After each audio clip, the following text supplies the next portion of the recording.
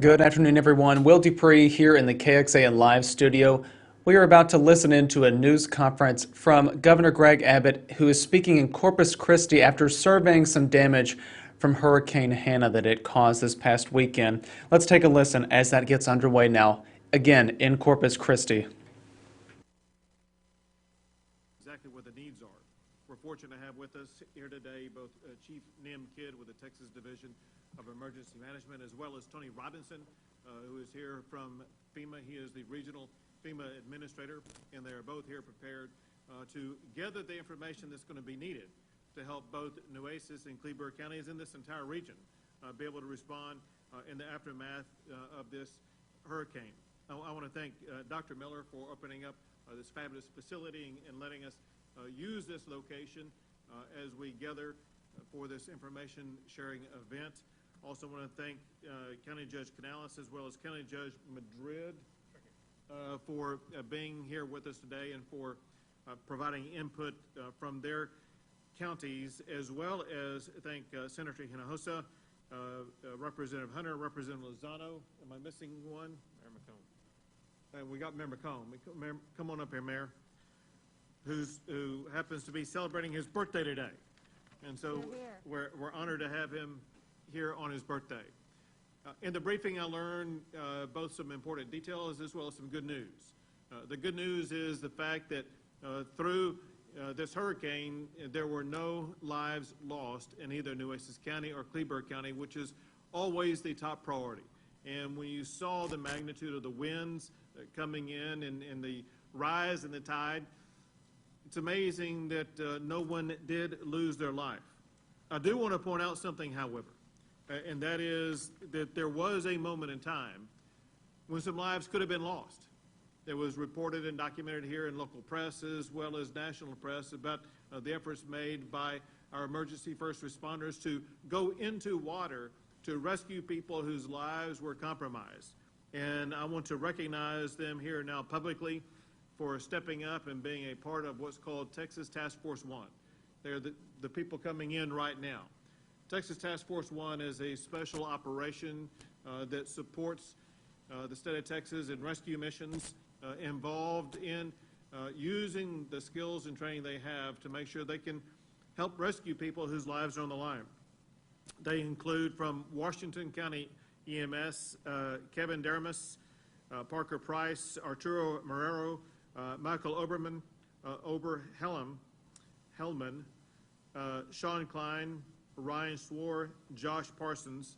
From the Dallas Fire Rescue, Charlie Abney, and from the Fort Worth Fire Department, James Chastain and Tyler Mashburn. You all give a big round of gratitude for these first responders stepping up and saving lives. They are one of the reasons why there were no deaths during this hurricane. I did get a briefing concerning the damage and destruction that occurred in Nueces and Kleberg counties. Obviously, as everybody knows, they know the damage to the Bob Hall Pier, the damage to the aquarium, as well as some damage, although not as extensive, in the art museum. Obviously, beach erosion and some street erosion took place. In the aftermath of a hurricane, one of the most important things that is to be done rapidly is the debris removal process. We talked about ways in which we can accelerate that, make sure that that is going to be able to begin to get done as quickly as possible. Fortunately, most of the power is now back on. There are still some people without power. For those without power, I want them to know that there are people working as we speak right now to make sure that power will be on as quickly as possible. Many people will be getting their power turned back on today, those who are still without it. Others, it may be a few more days, but it's happening very rapidly. Also very important is, from my understanding, there is no one from either Nueces or Kleberg counties who are in shelters at this time. That's important in general because it shows in a way that no one has lost the ability to have a shelter. It's important for another reason that I'll come to momentarily, and that is during a time of having a hurricane, while also in the midst of a infectious disease pandemic, people gathering in shelters is a particular compromised situation. So it's good that no one is in a shelter because that means That is one location less where the transmission of COVID-19 could be taking place. With regard to Cleburne County in particular, I was informed of some of the challenges they face also with their pier, with their beach, with other aspects. And I want them to know, we didn't have a chance to go into this, but with us here today is Tony Robinson. Tony, why don't you raise your hand? Tony is the regional administrator for FEMA. He is going to be the new best friend for all of your local leaders because he is the person with the checkbook who is going to be able to assist financially with a lot of the damage that have taken place. One thing that he and Nim Kidd and I were talking about on the way into this conference room right now was the importance of making sure that Tony Robinson and that Nim Kidd will be able to get financial economic damages to any physical structure that was damaged as a result of the hurricane. The sooner that number can be received by FEMA, the sooner reimbursements can be forthcoming, which we know need to be done as swiftly as possible.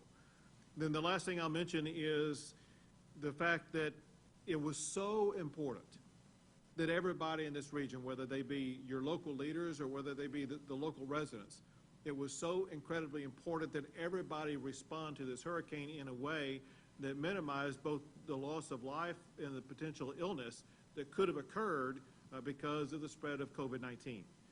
People need to understand very importantly, just because a hurricane has swept through here does not mean that it has swept out COVID-19. COVID-19 is still here. It is not going away. Until there are medicines capable of treating it, there's only one thing that we can do to contain the spread of COVID-19, and it's the best practices that include things like wearing these face masks, hand sanitizing, keeping your distance from others. We all want to get back to business as quickly as possible.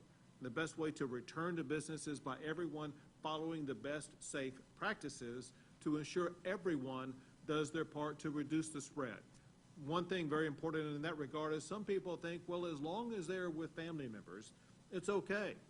And that is proven to be an erroneous presumption because there have been so many family gatherings taking place in so many regions across the state of Texas that have led to spreading events for COVID-19.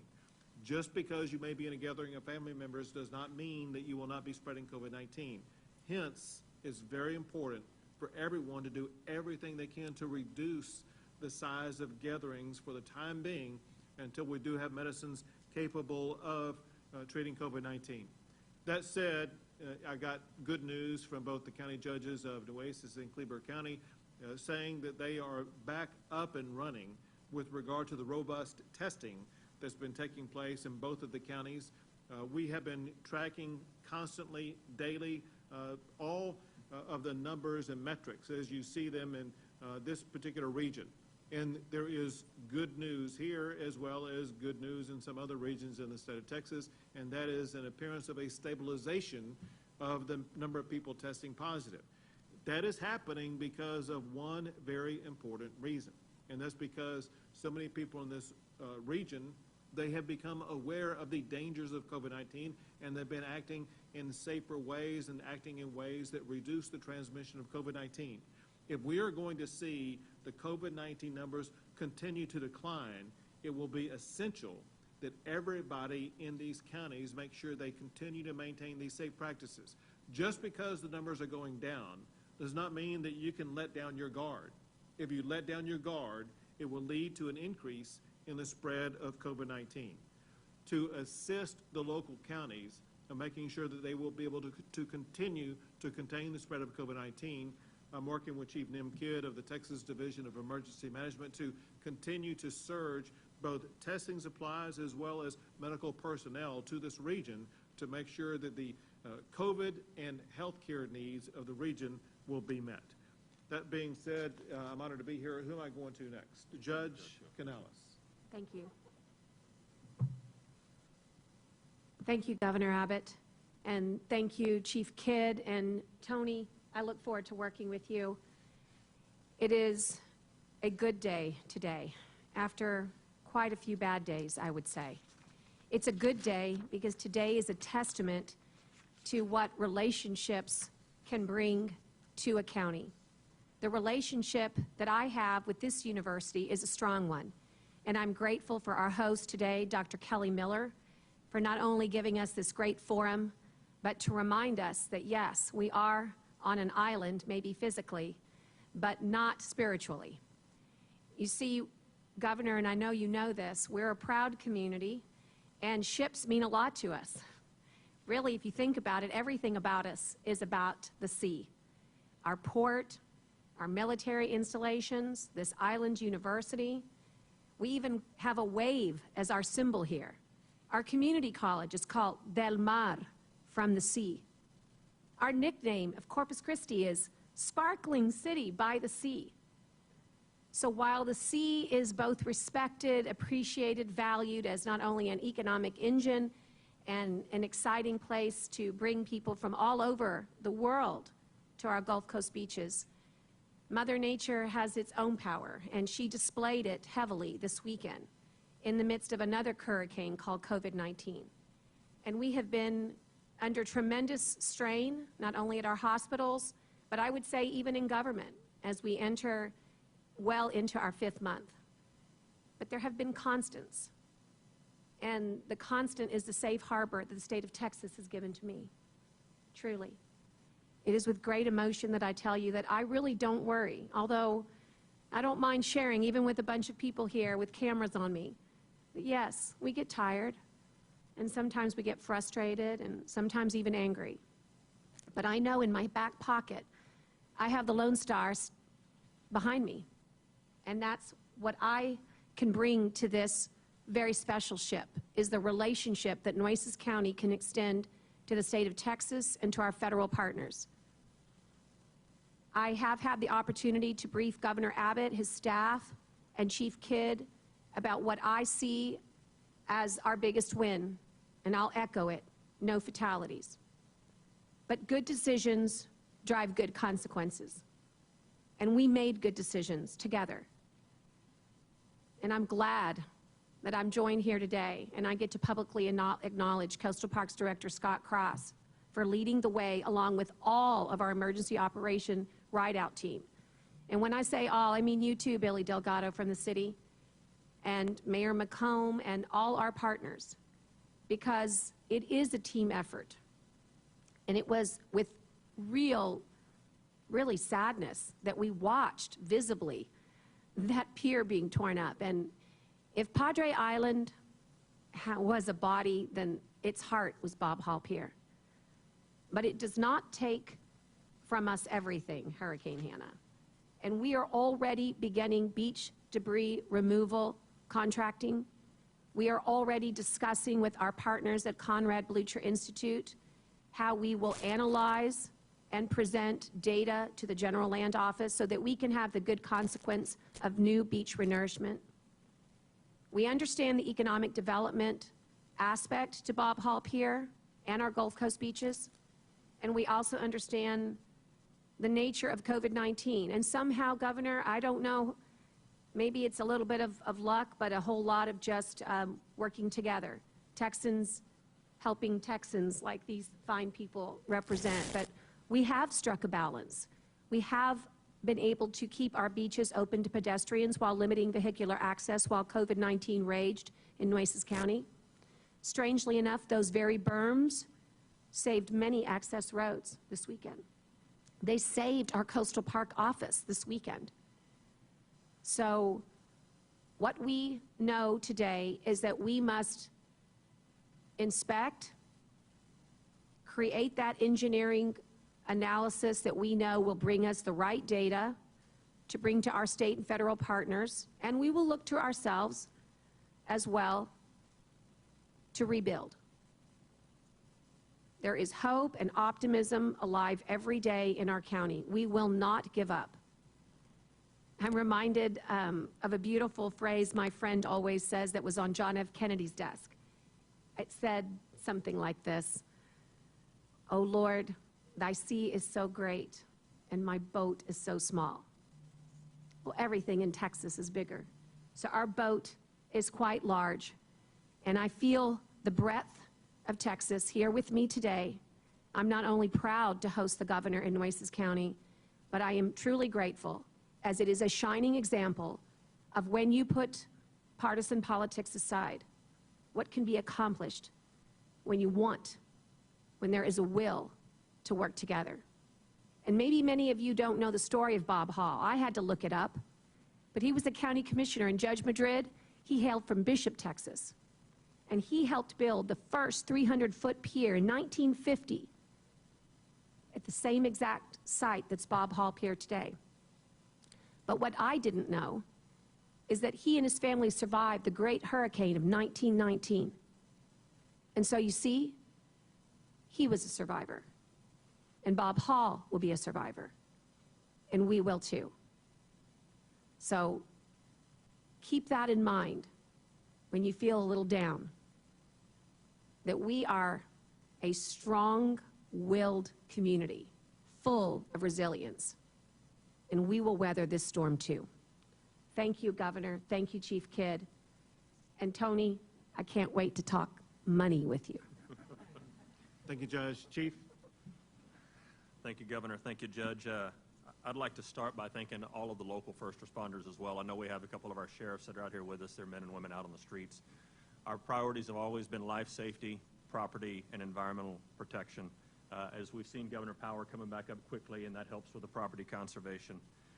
Again, my hat's off to my brothers and sisters from Texas A&M Task Force 1, and finally the members of the legislature, not just the ones standing behind us, but the ones that continue to empower us and fund us to do the great work that's so desperately needed. Thank you. Very good, Chief. Thank you. We will take some questions. However, first I want to underscore the importance of everybody understanding how serious COVID-19 remains, and that is the death of Kleberg County Commissioner Salinas, who passed away due to COVID. This can strike anybody, anywhere, anytime. We must all be vigilant, and we must all be careful as we continue to go down the pathway of responding to COVID-19, as we also go down the pathway of rebuilding Nueces, Kleberg, and all the other surrounding counties. We'll take a few questions. You're always first. I was waiting for you. I think he's slow. Where is he? I'm sorry. Good to see you under such circumstances. The plan for school returning. A lot of us have children. We're not looking forward to bringing them to school. A lot of people are looking at the distance learning as the permanent thing until there's a vaccine. What has changed? Has anything changed in your mind as you see these numbers continuing to stay up high in a lot of these areas as far as school starting? That's on the mind of a lot of parents as school fast approaches. We are doing the distance learning, but what about October, November, December? Assuming there might be a vaccine by January. So the only constant about COVID-19 is that it constantly changes, and we need to constantly change with it. As a result, as we proceed forward into the school year, there are several goals that we want to achieve. One is we have a duty to ensure we do not lose a generation of students because of this pandemic. We have an obligation to step up and make sure they are educated about reading, arithmetic, and things like that, but also they're educated in how to respond to challenges that may come their way in life. As a result, pediatricians all recommend that the best learning environment for a child is going to be in the classroom. As a result, if and when possible, we want to ensure students will be able to learn in a classroom. That's why the second word that we're focused on in education this year is the key word, and that is flexibility. The TEA has provided flexibility to school districts across the state of Texas and has empowered local school districts to make the decisions that are best in that particular region, knowing that the spread of COVID-19 is going to be different in different regions. Whenever and wherever possible, we encourage schools to be open physically for classrooms for students, as many as can attend, to attend, while also maintaining the flexibility for this distance learning to take place, knowing that teachers and educators have done a great job of perfecting distance education from where they were just last March and April. Bottom line is this, and that is local school districts have the decision-making ability to decide when the school year will begin, and when that school year begins, whether they want that school year to begin online or in classrooms, and if it begins online, when and how to bring students back into the classroom. Now, you said that the local control will be left to the school districts. Then along the border, I believe in Stark County, the county judge wanted to put the stay in your home orders in and make that a rule where they couldn't leave.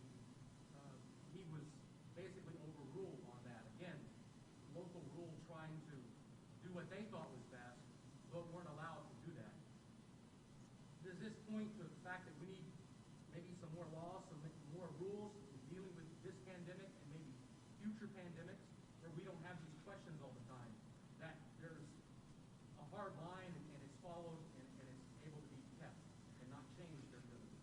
So one thing that we've learned from the pandemic, and that is one rule is not going to be effective throughout the entire pandemic. A government must be as nimble as the coronavirus is, and that means you constantly have to be making changes. One thing that I have had the opportunity to do, and that is to visit and work with all of the local officials in the Rio Grande Valley, which I'm headed to next, by the way, to make sure that their needs are accommodated. And what we've seen in the Rio Grande Valley is exactly what we've seen as we've worked nimbly in the Panhandle in Amarillo, in El Paso, in East Texas. And that is when we surge resources, when we work collaboratively with the officials at the local level, we are able to achieve a containment of the spread of COVID-19. We are able to achieve a reduction in the number of people who are hospitalized, and we are able to stabilize the local community. And that's exactly what I think is in the early stages of taking place in the Rio Grande Valley. Now, we'd like to pass along my 97-year-old grandmother recovered. Very good. Congratulations. Others? Governor, I was kind of following up on that. Here in Oasis County, we do see hundreds of new cases every day. If in-person school were to start today, do you recommend moving forward with it, or would you recommend that we postpone? So the decision was made to ensure that that decision-making process would be at the school board level, because there are so many different factors that must be weighed. One is, what is the status of COVID? Another is, what are the capabilities of a particular school? Understand that one school will have certain safety capabilities that some other school may not have. What are the needs of the parents and the students in that particular region? Are there more students who have certain extra needs that need to be met, or are there not? And so there are so many different factors that differ from one school to another, which is exactly why the best decision-making authority is going to be the local school board, making decisions with the benefit of input from both local public health authorities as well as state health authorities.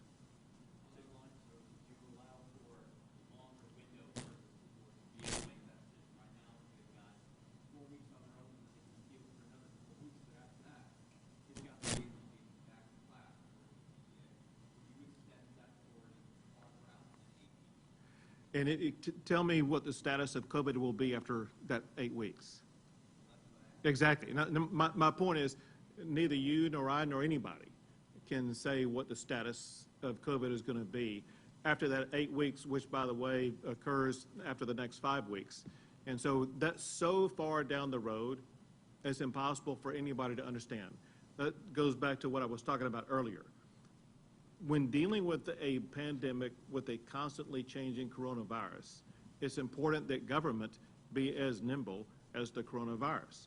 And hence, we will maintain that flexibility in our education system, understanding that the first and foremost priority in this education year is going to be the health and safety of students, teachers, and parents. And we will do whatever is necessary to achieve that goal, whether it be when school begins, after 4 weeks, or after 8 weeks, or after 10 weeks.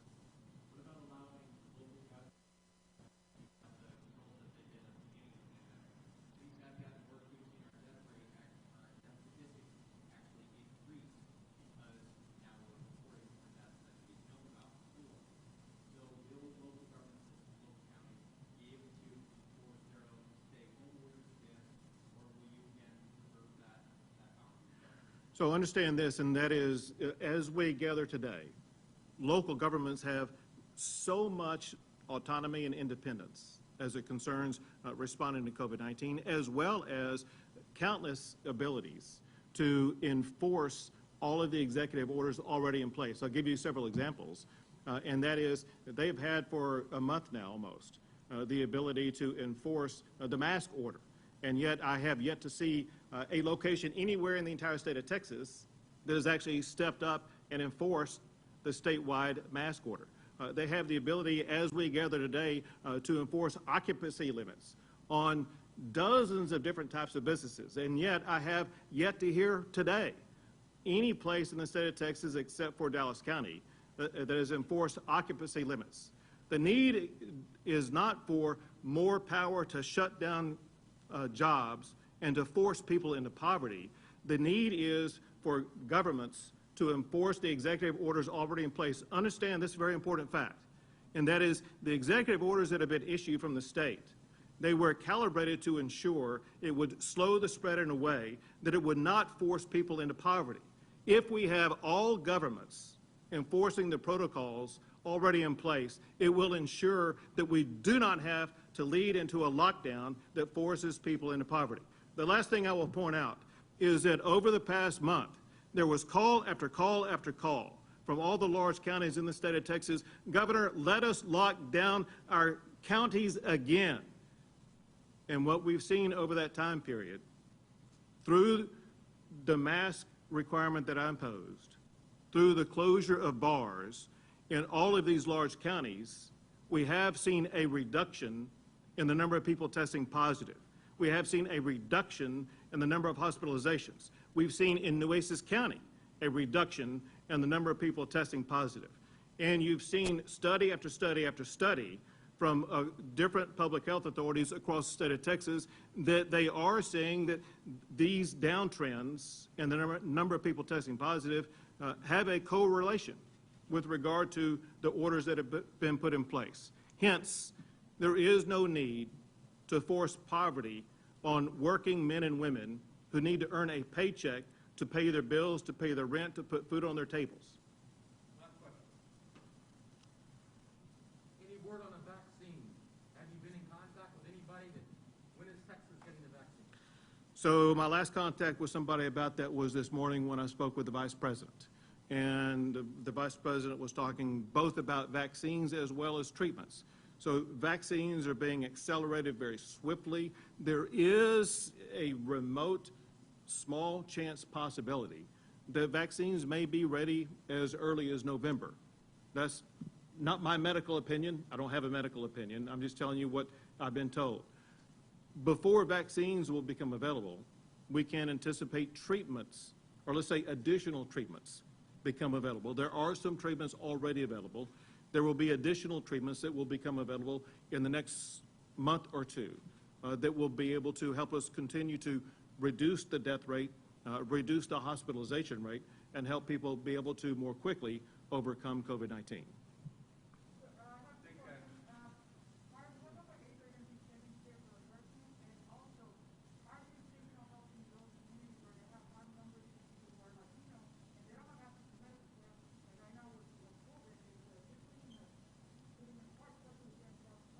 Sure. I heard the last part of your question, not the first part. I'm missing that first sentence again? Oh, aid? Okay, well, the aid with regard to the hurricane is being assessed as we speak. That is what Tony Robinson, who is the regional administrator for FEMA, is here for, to make the damage assessments that will determine the amount of aid that will be received. With regard to the aid needed for those who may contract COVID, understand that whether it be accessing a test or accessing health care, there is no charge for any type of treatment for COVID-19. And so we encourage everyone who contracts COVID-19 to go get access to health care because it will be provided at no cost to them. Thank you. Sure.